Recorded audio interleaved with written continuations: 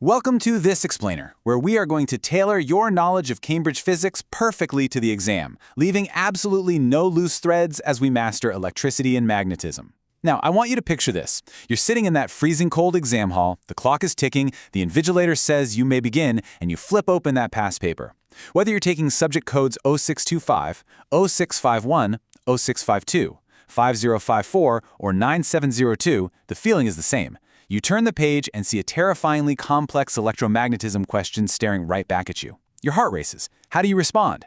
Well, over my years of teaching, I've noticed there are generally two types of students. First, there's Alex. Now, Alex is brilliant. Alex studies hard, but panics in the exam hall, overloading the page with every single raw physics fact they can remember.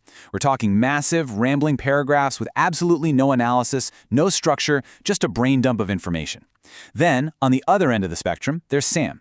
Sam is always rushing. Sam completely ignores the specific command words in the question, writing a tiny one-sentence answer that misses the core requirements entirely. And guess what? Both Alex and Sam are losing massive amounts of marks. Their papers come back completely covered in the examiner's red pen. But today, we are going to fix that. We are going to transform you into the fashion designer of Cambridge exams. What does that mean? It means you are going to learn how to tailor your answers to fit the exact shape of the question. Nothing more, nothing less. We're going to use our physics success blueprint, focusing on three core pillars: command word decoding, the PEL framework, which stands for point, evidence, explanation, and link, and a foolproof time management matrix. We have structured this dense syllabus module into 4 highly logical chunks. First, the invisible world. Then, controlling the flow. Next, the electromagnetism crossover, and finally, playing it safe. All right, let's jump right into part 1, the invisible world. Magnetism and static charges. Now, magnetism and electrostatic charge often feel incredibly abstract, mostly because you can't actually hold them in your hand. But listen to me, the Cambridge mark scheme is anything but abstract. It is highly, highly specific. When an exam asks you to describe forces between magnets, they are testing your precision. Are you using words like induce, temporary, and permanent correctly? This is exactly where our PEL framework comes into play. You see, you can't just state a point. You have to explain the underlying physics. Examiners absolutely love testing your knowledge of magnetic materials, so you need to commit the information you're seeing right now to memory. Soft iron makes temporary magnets very easily, while hard steel retains its magnetism permanently. Let's apply our strategy here and decode a command word. If the command word in the question says, distinguish between the magnetic properties of iron and steel, our rushing friend Sam might just scribble down, steel is harder. That's 0 marks. Complete waste of time. Alex, on the other hand, might write an entire page about atomic domains and electron spins without ever actually answering the question asked. But you're going to use the PEL structure. Your point, soft iron is a temporary magnetic material, whereas hard steel is a permanent magnetic material.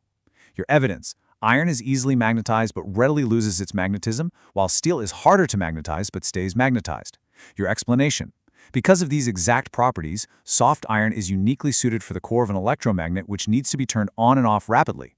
Your link, conversely, steel is used for things like compass needles, which must retain their magnetic field constantly to point toward the Earth's North Pole. Boom! Full marks, flawless execution, no loose threads.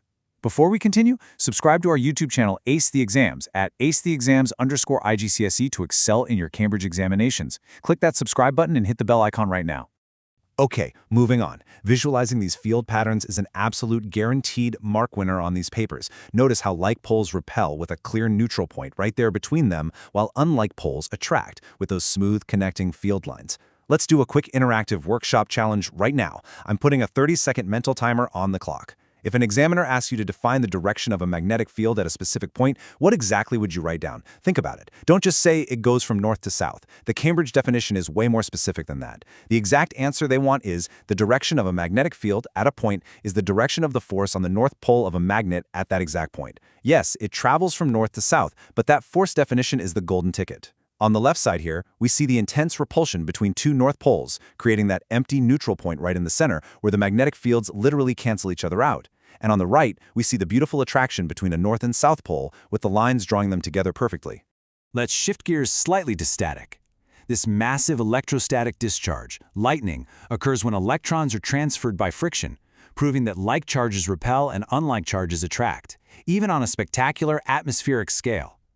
Now, just like magnetism, static electricity relies on fundamental, unbreakable laws. Positive charges repel other positive charges, but they attract negative ones. But here is the critical trap that catches students every single year. The key mechanism here is the movement of electrons. Only the electrons move. When a question asks you to explain the charging of solids by friction, like, say, rubbing a polythene rod with a dry cloth, you must explicitly state that negatively charged electrons are being transferred. The rod becomes negative because it gains electrons, not because it lost protons. Protons are locked deep inside the nucleus. If you write that protons move, the examiner will immediately cross it out. Remember, an insulator holds these charges statically because its electrons are firmly bound in place, whereas a conductor allows electrons to flow freely. Lightning is just that sudden, violent, unstoppable flow of electrons across an insulating gap of air when the potential difference simply becomes way too massive to contain. All right, let's head into part 2, controlling the flow, current, voltage, and circuits. Stop scrolling. Subscribe to our YouTube channel, Ace the Exams, at acetheexams_IGCS to excel in your Cambridge examinations. We've helped thousands of students improve by 2-3 grade boundaries.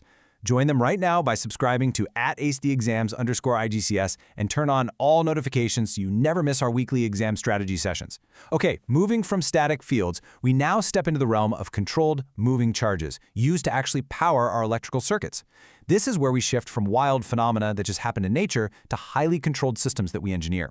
We are now looking at the assessment objectives that require you to calculate and clearly define electrical quantities. This is exactly where students like Alex usually drop massive marks by getting their units and their definitions completely tangled up. You need to know the exact difference between current, electromotive force, and potential difference. If an exam question asks you to define current, don't just write that it's electricity moving. That is way too vague. So let's do challenge number 2, find the flaw. I'm going to give you a sample flawed paragraph from our rushing student, Sam. Ready? Sam writes, an electric current is when negative electrons travel through a wire from the battery and it's measured in amps using a voltmeter. Can you spot the flaws? I'm putting 60 seconds on the visual timer in your mind. Look closely at what Sam wrote. Okay, time's up. First off, Sam completely missed the actual mathematical definition of current. Second, and this is a huge red flag, they claimed you measure current with a voltmeter. Absolutely not. Current is measured with an ammeter and it must be connected in series. To ace this exam, you have to decode the command word define. Define means giving a mathematically precise textbook statement. So let's look at what that perfect answer actually entails. The crucial point is that current is the rate of flow of charge, and crucially for your exams, you have to remember that conventional current flows from positive to negative, which is actually the exact opposite direction of the actual electron flow. You absolutely must memorize the equation I equals Q over T. Current, I, equals charge, Q, divided by time, T. Let's do challenge 3 right now. Speed writing. I'm giving you 30 seconds. In your head, structure a perfect peel paragraph for the question. Distinguish between conventional current and electron flow. Go. All right, let's build it together. Your point, conventional current and electron flow travel in completely opposite directions in a circuit. Your evidence, conventional current flows from the positive terminal to the negative terminal, while free electrons flow from the negative to the positive. Your explanation. This is due to a historical agreement made by early scientists long before they actually discovered that negatively charged electrons are the real particles moving inside a metal conductor.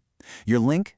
Therefore, on all our circuit diagrams, we always draw the current arrows pointing from positive to negative, maintaining that standard. Do you see how perfectly that flows? Red pen marks are transforming into green check marks right now. To truly grasp voltage, or potential difference, I want you to visualize these drops of electricity. Imagine them carrying equal-sized bundles of energy and giving up all those energy bundles, transferring electrical work into light or heat as they pass through different components.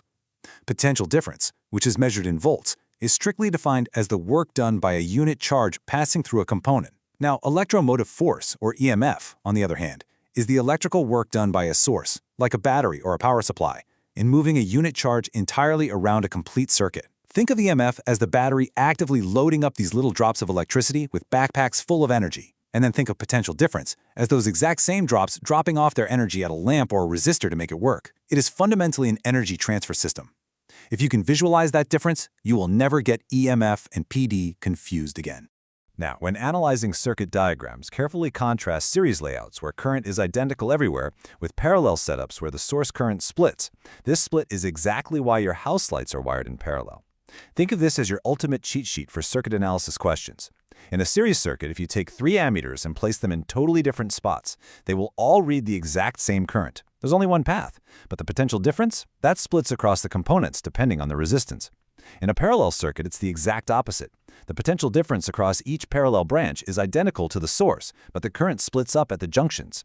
This is exactly why the total current coming from the source is always larger than the current in any single parallel branch. If a question asks why household appliances are connected in parallel, your PEL structure must highlight the practical application. You'd explain that each appliance can be switched on independently, and crucially, if one bulb blows, the complete path for all the other branches remains totally unbroken, so the rest of the house stays lit. Ultimately, we harness all this electrical flow to do actual work, calculating power by multiplying current and voltage. And we measure the actual real-world cost of that energy in kilowatt hours on meters just like this one. In the exam, you will definitely be asked to calculate electrical working. Remember the equation P equals IV, power equals current times voltage. But when it comes to paying the electricity bill, we don't pay for power, we pay for energy. Energy equals power multiplied by time. Because a single joule is a ridiculously tiny amount of energy, utility companies use a much bigger unit, the kilowatt hour. Let's do a quick data scan challenge. Look at a hypothetical data table in your mind. If a household heater is rated at 3 kilowatts, and it runs continuously for 4 hours, how much energy is transferred? It's simple math. 3 multiplied by 4, which gives you exactly 12 kilowatt hours. Now, if the electricity provider charges 10 cents per kilowatt hour, your total cost is 12 times 10, which is 120 cents, or $1.20. The biggest piece of advice here, show you're working clearly. The examiner needs to see your mathematical steps to award you those methodology marks, even if you panic and make a silly calculator error at the very end. Show the formula, substitute the values, get the marks. We are now entering Part 3, the electromagnetism crossover, when electricity and magnetism meet. Prepare yourselves, because this is the climax of our explainer. This is the massive crossover event, where moving conductors and magnetic fields create electric currents, and vice versa. This is exactly where the highest level A-star marks are won and lost. Many students, like our friend Alex, treat electricity and magnetism as totally separate, isolated topics, but here they violently collide. This section tests your ability to visualize 3D physics.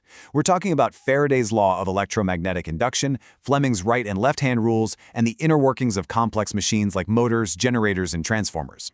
The core principle is this: when a conductor moves across a magnetic field, it cuts those invisible field lines, and that cutting action induces an electromotive force.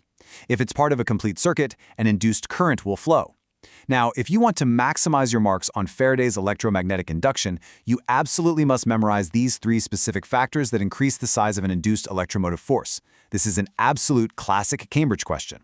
It's usually worth 3 marks. Do not just write vague things like make it bigger or move it faster. You have to be precise to get the marks. Number 1, increase the speed of motion of the magnet or coil.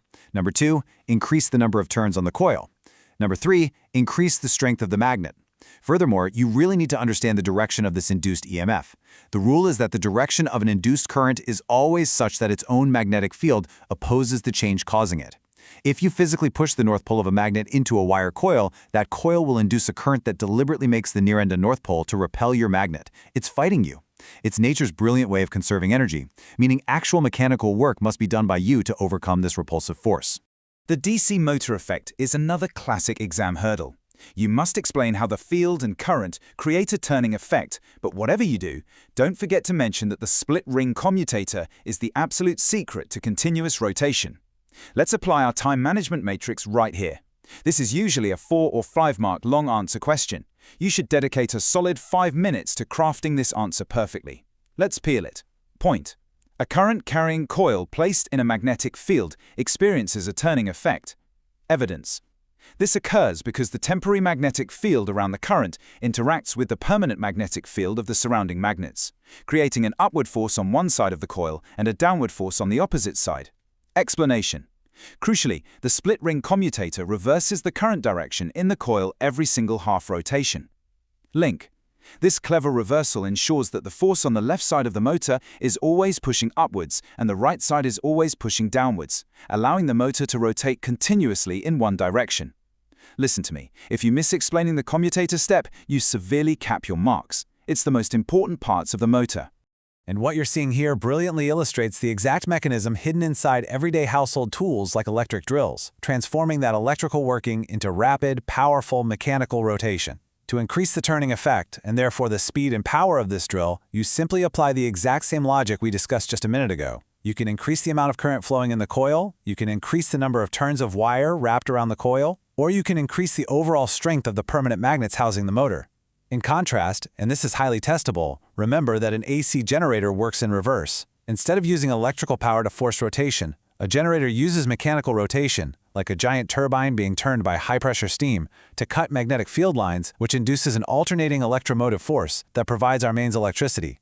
Being able to effortlessly compare the inputs and outputs of a DC motor and an AC generator is an absolute superpower for your physics exam. Let's move on to transformers and see how this amazing technology builds our national power grid. We use step-up transformers to dramatically hike the voltage and lower the current, which is honestly the only physical way to prevent massive thermal energy losses over hundreds of miles of long cables. Here's another major stumbling block for students like Alex who try to overcomplicate it. Keep it simple. A basic transformer consists of two coils, a primary and a secondary, wound around a shared soft iron core. It only works on alternating current. Why? Because the alternating current in the primary coil creates a constantly changing, fluctuating magnetic field in the soft iron core. This rapidly changing magnetic field then links with the secondary coil, actively inducing an alternating voltage. We transmit national power at hundreds of thousands of volts because the formula says power lost equals current squared times resistance. By using a step-up transformer to drastically, heavily lower the current, we minimize the thermal energy that gets wasted as heat in the sky-high transmission lines. Then, right before it reaches your neighborhood, a step-down transformer lowers that massive voltage to a safe 230 volts so you can plug in your laptop without it exploding. Which brings us perfectly to part 4, playing it safe, protecting circuits and humans.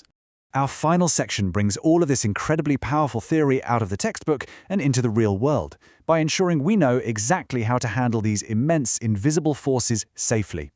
We've just talked about gigawatts of power surging on the national grid, but now we need to bring it safely into your living room. The Cambridge examiners heavily test this section to ensure you actually understand the practical, life-saving applications of physics. Damaged wire insulation, damp operating conditions, and overheated cables are severe, life-threatening hazards. Water is a conductor. If it gets into a frayed cable, it provides a brand new path for the current to flow, and that path might go right through your body to the earth. Examiners will definitely test your hazard prevention knowledge, so make absolutely sure you can clearly distinguish between a fuse, which is designed to protect the actual cabling and appliance from overheating and catching fire, and an earth wire, which is designed specifically to protect the human user from lethal electric shocks. A fuse is literally just a very thin wire placed in the live circuit. If the current exceeds its specific rating, say a 13-amp fuse for a heavy 3-kilowatt kettle, the thin wire gets way too hot, melts, and instantly breaks the circuit, stopping the danger. Trip switches are essentially electromagnetic relays that do the exact same job, but have the benefit of being easily reset. Now, earthing is totally different. The earth wire physically connects the metal casing of an appliance straight to the ground. If a loose live wire accidentally touches the metal case, the massive fault current flows safely down the low-resistance earth wire into the ground, which immediately blows the fuse rather than flowing through you. Finally, appliances with double insulation, meaning 2 thick layers of plastic casing, don't even need an earth wire because the user can't possibly touch a conductive part. So having successfully decoded the invisible forces of electricity and magnetism, the final, ultimate question is this. How will you tailor these precise formulas and concepts to construct your own ultimate loose thread-free exam response? You now possess the complete physics answering system. You know the 3 rules that absolutely guarantee top marks. First, command word decoding, knowing the critical difference between words like state, describe, and explain. Second, the Peel framework application, making sure every single point you write has solid evidence, deep explanation, and a clear link back to the question asked. And third, the time management matrix, spending the exact right amount of time based on the specific mark allocation. You are no longer Alex, desperately overloading the page with useless facts. You are no longer Sam, rushing through and entirely missing the point. You are a tailored master of Cambridge physics. Take these electromagnetism concepts, apply your new framework, and go completely ace at exam. Students who implement these physics strategies see an average improvement of 2 grade boundaries, but only if they practice consistently with our weekly videos. Here's your final reminder. Subscribe to our YouTube channel Ace the Exams at acetheexams_IGCS to excel in your Cambridge examinations. Subscribe right now to acetheexams_IGCS and click that bell. Don't let another exam pass you by. Drop a comment below with your target grade for physics and the biggest challenge you're facing. Our team responds to every comment. Like and share this video with a study partner. Ace the Exams, your Cambridge success starts here.